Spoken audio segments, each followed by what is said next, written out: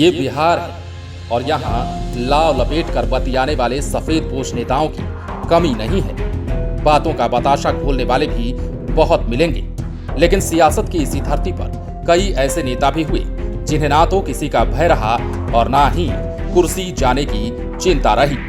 वो इसलिए क्योंकि उनकी बेबाकी ही उनके राजनीति का आधार रहा।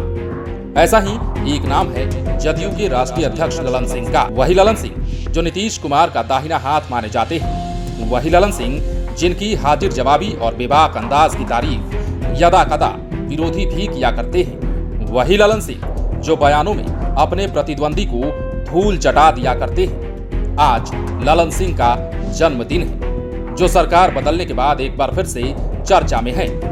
दौर चाहे कोई भी रहा हो, लेकिन राजनीति में सक्रिय होने के बाद से ही ललन सिंह ने अपनी अलग छाप छोड़ी है। लालू यादव और नीतीश कुमार भले ही बिहार की राजनीति के धुरी रहे हों, पर ललन सिंह की चर्चा भी साथ साथ होती रही है। वो इसलिए भी क्योंकि नीतीश कुमार का साया बनकर ये हमेशा उनके साथ खड़े रहे और हर तरफ से चलते बयानों के तीर को न सिर्फ अपने ऊपर लेते रहे, बल्कि तगड़ा जवाब भी देते रहे। आज जब देश में बीजेपी के खिलाफ बिहार से मुहिम छिड़ी है, तो उसका श्रेय भी कहीं न कहीं ललन सिंह को जाता है।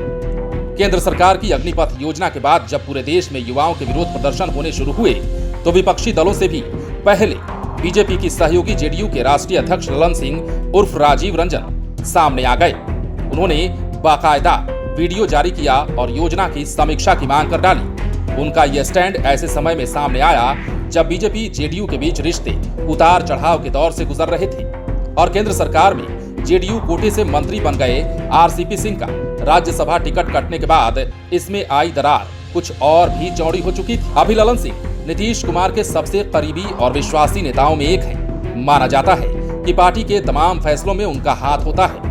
ललन सिंह जेपी आंदोलन के समय बिहार में नीतीश कुमार, लालू प्रसाद यादव, रामविलास पासवान जैसे नेताओं की तरह राजनीति में आए।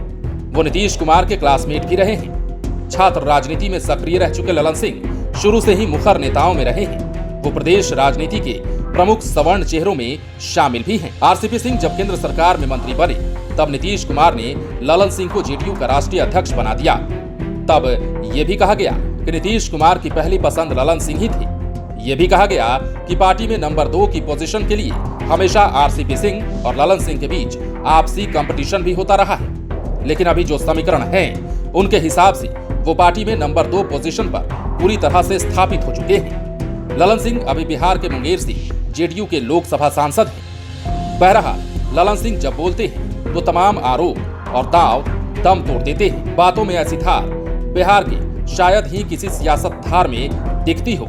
यही कारण है कि केंद्र में बैठी बीजेपी भी बिहार में नीतीश कुमार से भी ज्यादा ललन सिंह से खौफ खाती है। ललन सिंह कहते भी रहे हैं, जब जब कोई नीतीश कुमार को आंख दिखाएगा, तब तब वो विरोधियों को तलवार से भी तेज जुबानी धार से औकात दिखाते रहेंगे। कुल मिलाकर कहा जाए तो नीतीश कुमार अगर बिहार की सियासत में राम की भूमिका में गिने जाएं, तो लक्ष्मण कोई और नहीं बल्कि ललन सिंह ही होंगे। लाइव सिटीज के लिए पटना से जय शुक्ला की रिपोर्ट। यदि अब तक आपने हमारे YouTube चैनल को सब्सक्राइब नहीं किया है, तो सब्सक्राइब कर लीजिए ताकि हम आपको खबरों से अपडेट रख सकें। यदि आप इस वीडियो को फेसबुक के माध्यम से देख रहे हैं, तो हमारे पेज को लाइक करें। इसके अलावा आप लाइव सिटीज को ट्विटर पर भी फॉलो कर सकते हैं।